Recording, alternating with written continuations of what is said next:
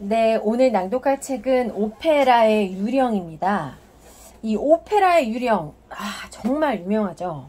저는 뮤지컬로도 2번이나 봤었고요. 책을 이미 또 읽어보기도 했습니다. 오늘은 소담 출판사에서 나온 오페라의 유령 낭독을 한번 해볼게요. 지은이 가스통 르루. 오페라의 유령으로 널리 알려진 가스통 르루는 기자 출신답게 간결하고 명쾌하며 박진감 넘치는 기사체로 치밀하고 정교하게 작품을 구성하는 프랑스 최고 추리소설가이자 극작가이며 시나리오 작가이다. 작품으로는 오페라의 유령, 노란방의 비밀, 감자튀김 장수, 보물 추적자, 하얀 러시아의 단말마 등이 있다. 1902년 1월 가스통은 탁월한 편집 능력과 여러 신문사의 기자로서 뛰어난 공로를 인정받아 레지옹 도네로 훈장을 받는다. 1910년에 출간된 오페라 유령은 가스통의 대표작이다. 이 소설은 나중에 뮤지컬, 연극, 영화 등 다양한 장르로 각색되어 재생산되고 더욱 유명해진다. 맞아요. 저는 뮤지컬도 봤고 영화도 봤습니다. 그리고 책도 읽어봤고요. 연극은 안 봤어요. 네. 자, 오늘 제가 오페라의 유령 일부를 낭독을 해볼게요. 굉장히 흥미진진하고요. 너무나 유명한 책이고 소설이기 때문에 많은 분들은 좀 대략 내용을 아실 것 같아요. 자, 낭독을 해보도록 하겠습니다. 오늘은 프롤로그부터 좀 낭독을 해볼게요. 프롤로그를 낭독을 해야지 여러분들이 좀 이해를 쉽게 가질 수가 있을 것 같아요. 이해를 도울 수 있을 것 같아요. 프롤로그. 이 독특한 이야기를 쓴 작가는 독자들에게 오페라 유령이 실제로 존재했다는 확신을 갖게 된 경위를 다음과 같이 밝힌다. 오페라 유령은 실제로 존재했다. 오페라 유령은 사람들이 오랫동안 믿었던 것처럼 예술가들의 영감이나 극장 감독들의 미신에서 비롯된 이야기가 아니다. 그렇다고 발레단 아가씨들, 그녀들의 어머니들, 여자 안내원들, 휴대폰 보관소 직원들, 극장 수위 아저씨들이 흥분해서 꾸며낸 하찮은 이야기도 아니다. 그렇다. 오페라의 유령은 살과 뼈를 지닌 살아있는 존재였다. 비록 그가 진짜 유령, 완전히 귀신의 형체를 띠고 있었지만 언젠가 나는 국립음악 아카데미의 기록 보관소를 열람하기 시작하자마자 유령 사건에 관한 이상한 소문이 한때 가장 신비롭고 환상적인 사건과 기막히게 일치한다는 사실을 발견하고 충격을 받았다. 어쩌면 그 비극적인 사건이 유령 사건을 합리적으로 설명해 줄 수 있지 않을까 하는 생각이 곧장 떠올랐다. 그 사건은 일어난 지 아직 30년도 채 지나지 않았다. 아직도 오페라 극장의 무도회장에서 당시 참극을 어제 일처럼 생생하게 기억하는 매우 신뢰할 수 있고 존경할 만한 노인들을 찾아내는 일은 어렵지 않을 것이다. 크리스틴 다의 납치, 샤니 자작의 실종, 그의 형 필리프 백작의 죽음, 백작의 시체는 스크리브 거리에 있는 오페라 극장의 지하실과 연결된 호수 제방에서 발견되었다. 하지만 그때까지 어떤 증인도 이 끔찍한 사건이 오페라의 유령이라는 전설적인 존재와 관련이 있다고는 생각하지 않았다. 누가 봐도 첫눈에 기상천외한 것이라고 여길 수 있는 이 사건들과 끊임없이 부딪히며 조사하느라 머리가 혼란스러웠지만 진실은 천천히 나의 뇌리 속에서 자리를 잡아가고 있었다. 이 일을 포기하고 싶을 때가 한두 번이 아니었다. 잡히지도 않는 헛된 환상을 추적하느라 기진맥진했기 때문이다.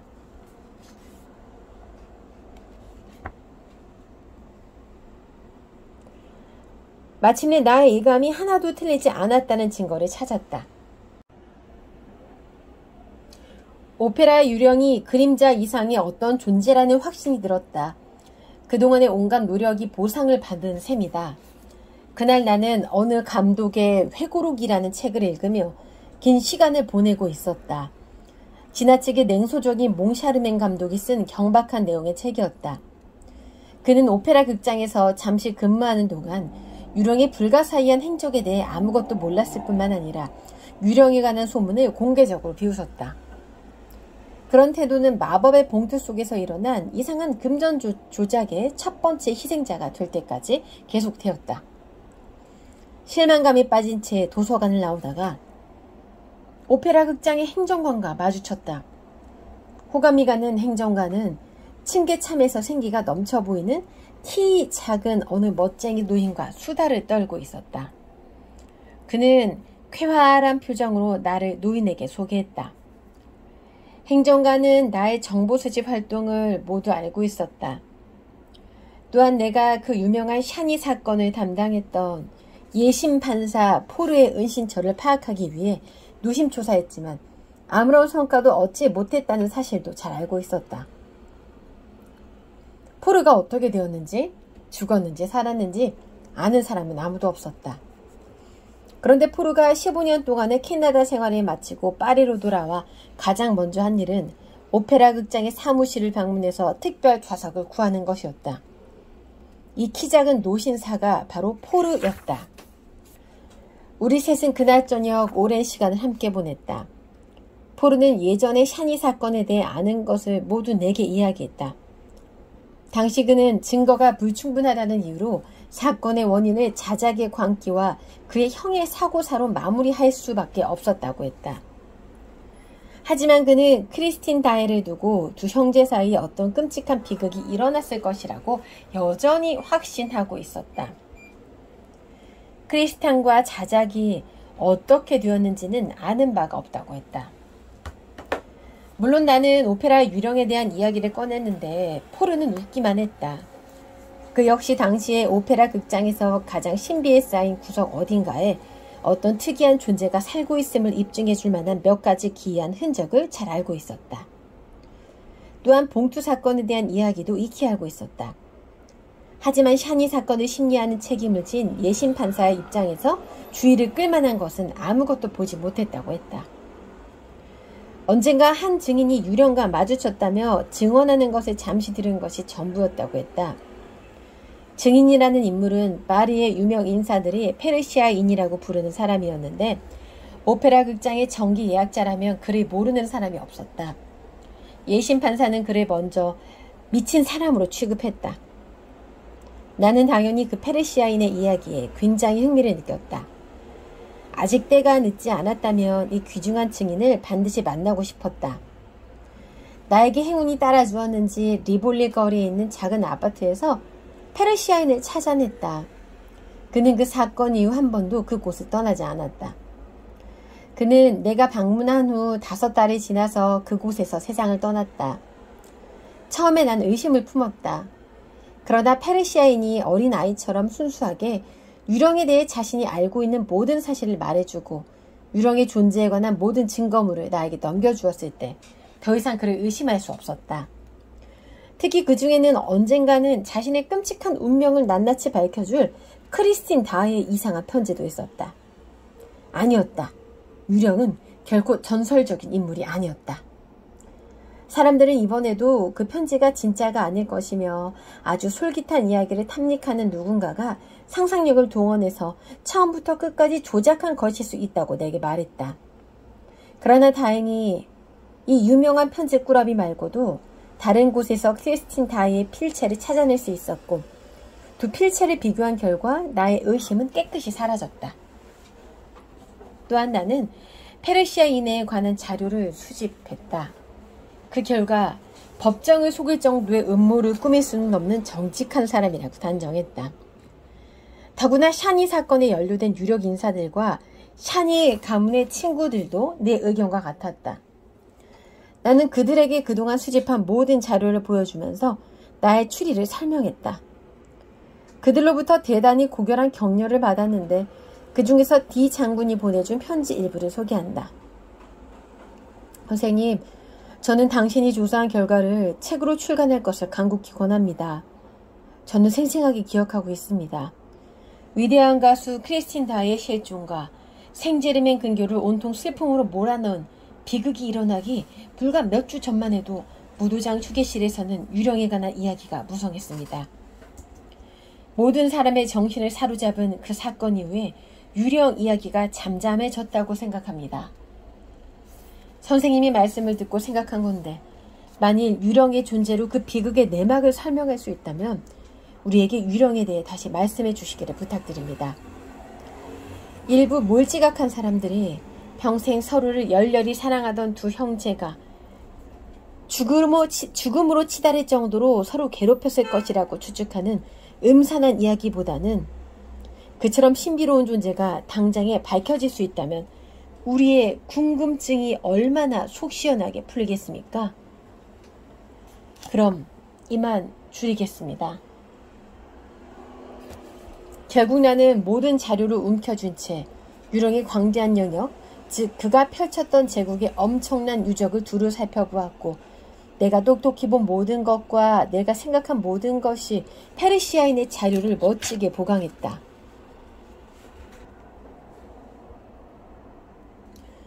그리고 뜻밖의 발견한 놀라운 물증 덕분에 결정적으로 나의 고된 작업을 끝낼 수 있었다. 최근에 예술가들의 육성 녹음을 지하에 보관하기 위해 인부들이 곡괭이로 오페라 극장의 지하를 파 들어가다가 시체 한 구를 발견했다. 그런데 그것이 오페라 유령의 시체임을 증명할 수 있는 물증을 곧바로 입수했다. 행정관에게 직접 그 물증을 손으로 만져보게 했다. 신문에서는 파리 코민 시절에 희생된 시신 한 구를 발견했다고 떠들지만 나는 그 기사에는 전혀 신경 쓰지 않는다. 파리 코민 시절 오페라 극장 지하에서 학살당한 희생자들은 그곳에 매장되지 않았다.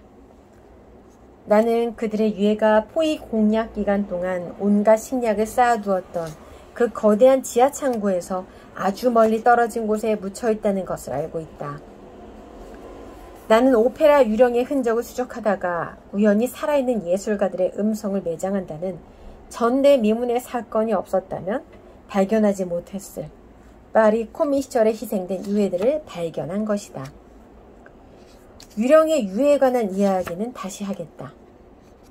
지금은 매우 유용한 이 머릿말을 끝내면서 조촐하기 이를 데 없는 단역을 맡아준 몇 분께 감사를 드리고 싶다. 크리스틴 다이아가 실종되었을 때 가장 먼저 현장을 검증한 경찰서장 미프루아 씨, 전직 비서 레미 씨, 전직 행정관 메르시에 씨, 전직 합창단장 가브리엘 씨, 그리고 특히 카스텔로 바르부장 남작부인께 감사드린다. 이 남작부인은 예전에 귀여운 맥질이 그녀는 이 사실이 부끄러워하지 않는다. 우리의 발레단에서 가장 매혹적인 스타이자 존경받는 지리부인의 장녀였다. 지금은 고인이 된 지리부인은 유령이 출몰했던 개인 관람석을 담당했던 안내원이었다. 이분들은 모두 내게 아주 유용한 도움을 주셨다. 이분들 덕분에 나는 독자들과 함께 순수한 사랑과 공포의 시간들을 아주 낱낱이 재현할 수 있었다. 이 끔찍한 이야기를 시작하기 전에 오페라 극장의 현 경영진에게 감사 인사를 드리지 않는다면 배은망덕한 것이라 생각할 것이다. 이분들은 나의 조사에 협조를 아끼지 않으셨다. 특히 메사제 씨, 매우 호의적인 가비용 행정관, 그리고 건물보존 부서에 근무하는 아주 상냥한 건축가 선생님이 많이 도와주셨다. 건축가 선생님은 돌려받지 못하리라는 것을 알면서도 샤를르 가르니의 몇몇 작품을 주저없이 빌려주셨다. 마지막으로 아량이 넓은 나의 친구이자 옛 동료였던 클로즈에게 공개적으로 고마움을 표시하고 싶다. 그는 오페라 극장 도서관에서 자료를 찾도록 허락해 주었을 뿐만 아니라 그가 소중하게 보관하던 유일본을 빌려주었다. 가스통 르르. 네, 제가 프롤로그 부분을 낭독을 해봤어요. 이 소설의 이해를 돕기 위해서 프롤로그를 모두 낭독을 해봤고요. 이제는 소설의 첫 장부터 낭독을 해보겠습니다. 일부만 낭독을 하겠습니다. 1. 유령의 출현. 오페라 극장의 총감독인 드비엔과 폴리니의 퇴임을 기념하는 마지막 특별 공연이 한창 이어던 저녁이었다. 폴리 웨크트를 선보인 후 무대에서 내려온 대여섯 명의 무용수들이 갑자기 1급 솔로 무용수 중 한 명인 소렐리의 의상실로 몰려들었다. 어떤 무용수는 부자연스러운 웃음소리를 터뜨렸고 다른 어떤 무용수는 공포의 비명을 지르는 통에 의상실은 순식간에 일대 혼란에 빠졌다. 소렐리는 잠시 후 DMBN 폴리니 감독 앞에서 낭독해야 할 송사를 점검하기 위해 잠깐 동안 혼자 웃고 있었다. 그래서 의상실로 몰려든 이 경솔한 무리 때문에 기분이 불쾌했다. 한마디 쏘아붙이기 위해 몸을 휙 돌리는 순간 소란스러운 흥분에 그녀 역시 걱정되기 시작했다. 귀여운 코에 물망초를 떠올리게 하는 두 눈, 장밋빛 볼, 대캅처럼 하얀 목을 지닌 어린 잠이 공포에 질린 채 떨리는 목소리로 이렇게 외쳤기 때문이다. 유령이 나타났어요. 그러면서 즉각 문을 걸어 잠갔다. 소렐리의 의상실은 의례적이고 평범한 규모였지만 분위기는 우아했다. 필요한 가구로는 큰 거울 하나, 긴 의자 하나, 화장대 하나, 옷장 몇 개가 전부였다. 벽에는 르펠티의 거리에 있던 옛 오페라 극장의 전성기를 체험했던 어머니에 대한 추억을 간직하고 있는 파나 몇 점과 함께 베스트리스, 가르델, 듀폰, 비코티니 등의 추상화가 걸려 있었다. 무대의 시작을 알리는 종이 울릴 때까지 노래를 부르거나 말다툼을 하며 때로는 미용사와 의상 담당자를 때리고 카시스 술이나 맥주 혹은 심지어 럼주를 즐기며 공동 의상실에서 시간을 보내야 하던 수습 무용수들에게 그 방은 궁전처럼 보였다. 소델리는 유달리 미신을 잘 믿었다. 그래서 어린 잠이 유령에 대해 이야기하는 것을 듣고는 몸을 부르르 떨며 말했다. 이런 바보 같은 녀석. 하지만 그녀는 평상시에도 누구보다 유령의 존재를 믿고 있었고 특히 오페라 유령의 존재를 믿고 있던 터라 더 알고 싶어 물었다. 유령을 봤어? 제가 당신을 보는 것처럼 유령을 봤어요. 잠은 한숨을 내쉬고 설기가 힘들었던지 의자에 풀썩 주저앉았다. 그러자 즉시 말린 자두처럼 검은 눈과 까만 머리에 거무스레한 피부를 한 말라깽이 어린 지리가 덧붙였다. 맞아요. 바로 그거였어요. 너무나 못생겼어요. 맞아요. 무용수들도 맞장구 쳤다. 그녀들은 모두 함께 말했다. 검은 정장 차림을 한 유령이 도대체 어디에서 나타났는지 복도에 모여있던 무용수들 앞에 불쑥 서 있었다는 것이다. 유령이 너무나 느닷없이 나타냈기 때문에 벽에서 튀어나온 것 같다고 했다. 침착함을 잃지 않고 있던 한 무용수가 말했다. 너희들은 툭하면 여기저기서 유령을 봤다고 하지. 그 말은 사실이었다. 몇 달 전부터 오페라 극장에서는 건물 꼭대기에서 지하실까지 그림자처럼 돌아다닌다는 검은 옷차림의 유령에 관한 이야기뿐이었다.